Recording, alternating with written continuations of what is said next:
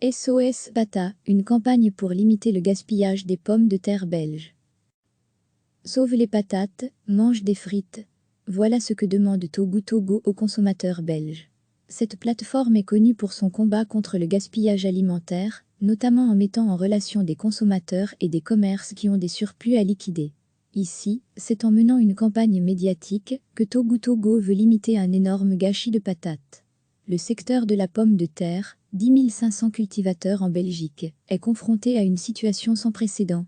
Pour le résumer en quelques mots, on peut dire que la crise sanitaire a freiné les exportations de frites surgelées belges à travers le monde. 85% de la production part à l'export, l'orca est à l'arrêt, les friteries tournent au ralenti, sans parler de la suppression des fêtes populaires, où la frite est reine. Résultat des courses, les frites transformées dorment dans les congélateurs géants des producteurs et les hangars des cultivateurs restent remplis, alors que la nouvelle récolte arrive bientôt. D'où l'idée de Togo Togo, mangeons des frites à la friterie et achetons des pommes de terre transformées en produits surgelés, histoire de limiter le gaspillage. Mangez plus de frites? Vraiment? Ce conseil à l'encontre des règles de la diététique, Laurine Pourtement, attachée de presse de Togo Togo le nuance. Il y a 750 000 tonnes qui sont actuellement coincées dans les hangars des agriculteurs et qui ne peuvent pas être transformées. Ce sont des variétés spécifiques pour cette utilisation. On propose donc aux Belges de consommer un peu plus de produits surgelés à base de pommes de terre pour faire en sorte qu'un maximum de ces pommes de terre soient sauvées. On n'est pas obligé de les manger tout de suite, on peut les garder pour plus tard au congélateur. On peut aussi les cuisiner au four ou à l'air fryer. Les Belges ont bien augmenté quelque peu leur consommation de frites surgelées et autres produits transformés à base de pommes de terre, mais de là à absorber les surplus, c'est impossible. La consommation habituelle est de 6 à 7 kg par habitant et par an, et une trentaine de kg de pommes de terre fraîches. Romain Cohol, secrétaire général de Belgapom, fédération professionnelle du secteur de la pomme de terre belge, explique que le but n'est pas de faire surconsommer des frites, mais de sensibiliser le public à une situation particulière. En général, les Belges consomment des frites lors des fêtes et festivals, au restaurant et dans les cantines. Le confinement a donc fait chuter ces modes de consommation. Mais c'est surtout la diminution des exportations qui a paralysé le secteur. 85% des produits surgelés à base de pommes de terre sont destinés à l'export. Quant aux agriculteurs qui ont investi depuis l'an dernier dans cette production stockée, ils sont déçus et amers. Les quantités qui font l'objet d'un contrat avec l'industrie seront payées au prix prévu, mais pour le reste, le cours de la pomme de terre s'est écroulé à un niveau historiquement bas. Et la nouvelle récolte arrive. La culture de la pomme de terre, encouragée par l'industrie agroalimentaire, a connu un développement fulgurant ces dernières années. On se souvient des critiques à propos des conséquences sur l'écologie et sur la variété des cultures. Avec le coronavirus, cette poule d'or connaît un vilain retour de bâton.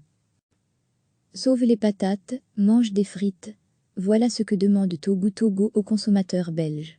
Cette plateforme est connue pour son combat contre le gaspillage alimentaire, notamment en mettant en relation des consommateurs et des commerces qui ont des surplus à liquider. Ici, c'est en menant une campagne médiatique que Togo Togo veut limiter un énorme gâchis de patates. Le secteur de la pomme de terre, 10 500 cultivateurs en Belgique, est confronté à une situation sans précédent. Pour le résumer en quelques mots, on peut dire que la crise sanitaire a freiné les exportations de frites surgelées belges à travers le monde. 85% de la production part à l'export, l'orca est à l'arrêt, les friteries tournent au ralenti, sans parler de la suppression des fêtes populaires, où la frite est reine. Résultat des courses, les frites transformées dorment dans les congélateurs géants des producteurs et les hangars des cultivateurs restent remplis, alors que la nouvelle récolte arrive bientôt. D'où l'idée de Togo Togo, mangeons des frites à la friterie et achetons des pommes de terre transformées en produits surgelés, histoire de limiter le gaspillage. Mangez plus de frites? Vraiment? Ce conseil à l'encontre des règles de la diététique, Laurine Pourtement, attachée de presse de Togo Togo le nuance. Il y a 750 000 tonnes qui sont actuellement coincées dans les hangars des agriculteurs et qui ne peuvent pas être transformées. Ce sont des variétés spécifiques pour cette utilisation. On propose donc aux Belges de consommer un peu plus de produits surgelés à base de pommes de terre pour faire en sorte qu'un maximum de ces pommes de terre soient sauvées. On n'est pas obligé de les manger tout de suite, on peut les garder pour plus tard au congélateur.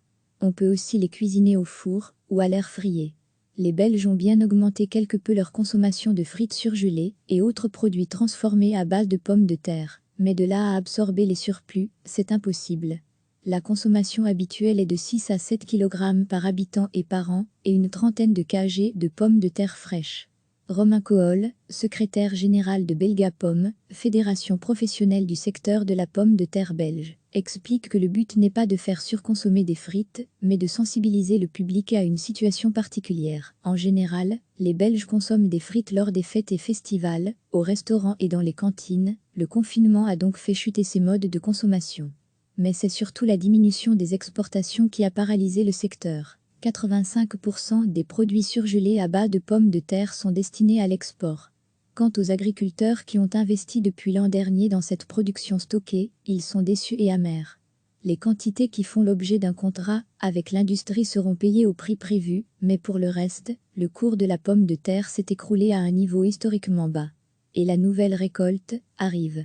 La culture de la pomme de terre, encouragée par l'industrie agroalimentaire, a connu un développement fulgurant ces dernières années.